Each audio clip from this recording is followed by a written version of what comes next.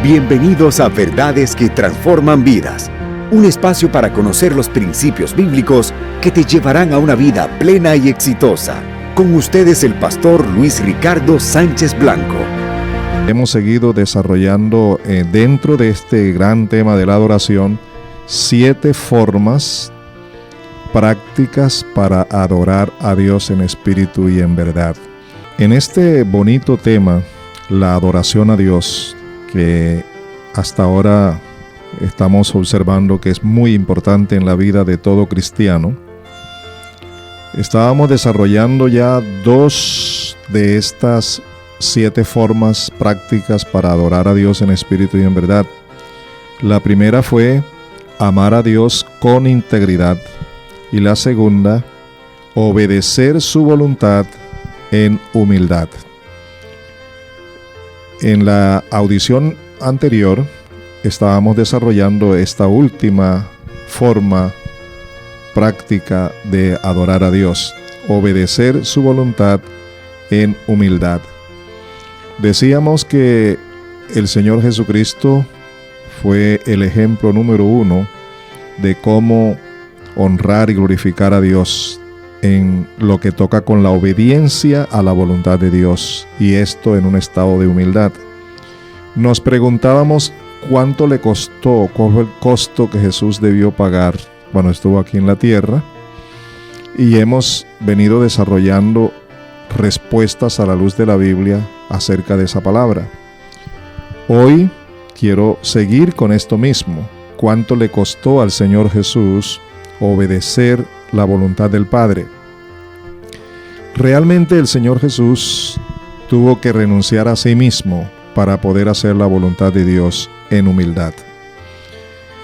Y siempre he pensado que si el Señor Jesucristo, para poder obedecer la voluntad del Padre, siendo el Hijo de Dios sin pecado, siendo Él un hombre sin pecado aquí en la tierra, tuvo que renunciar a sí mismo, con mayor razón nosotros. Y ahora que estamos considerando que el amor a Dios y la obediencia a su palabra hacen parte de la adoración en espíritu y en verdad, debemos aprender de Él, que es nuestro modelo. Debemos aprender de Él cómo lo hizo. El primer pasaje bíblico que vamos a considerar ahora se encuentra en Filipenses capítulo 2, versículos 6 al 8. Dice el versículo 6: quien, siendo por naturaleza Dios, se refiere al Señor Jesús aquí en la tierra, Él, siendo por naturaleza Dios, no consideró el ser igual a Dios como algo a que aferrarse. Es decir, el Señor Jesús pudo someterse a la voluntad del Padre por ser el Hijo de Dios, pero Él prefirió no aferrarse a eso, sino que renunció a actuar como Hijo de Dios aquí en la tierra. Entonces dice el versículo 7, por el contrario, se rebajó voluntariamente tomando la naturaleza de siervo, haciéndose semejante a los seres humanos.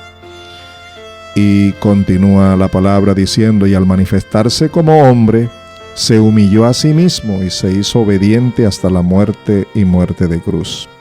El Señor Jesús renunció a actuar como Dios y prefirió asumir la condición de hombre, pero no solo como hombre, sino que estando en esa condición de hombre, prefirió humillarse tomando la forma de siervo, de esclavo. Y solo de esa manera podía Él hacer la voluntad de Dios, ser obediente a la voluntad de Dios hasta la muerte y muerte de cruz. Todos los días estaba dispuesto a morir antes que desobedecer la voluntad de Dios. Y así vivió todo el tiempo hasta que murió crucificado. Esto es un ejemplo de lo que cuesta hacer la voluntad de Dios. Nosotros tenemos que hacer lo mismo. No porque a Luis Sánchez se le antoja ahora sugerir semejante cosa, no. Voy a compartir con ustedes unas palabras que salieron de la boca del Señor Jesús.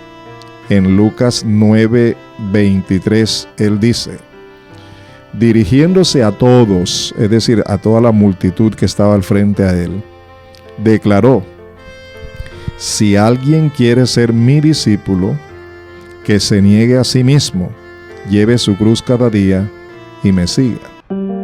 Has escuchado Verdades que Transforman Vidas, un programa dedicado a compartir los principios bíblicos que te guiarán a una vida mejor.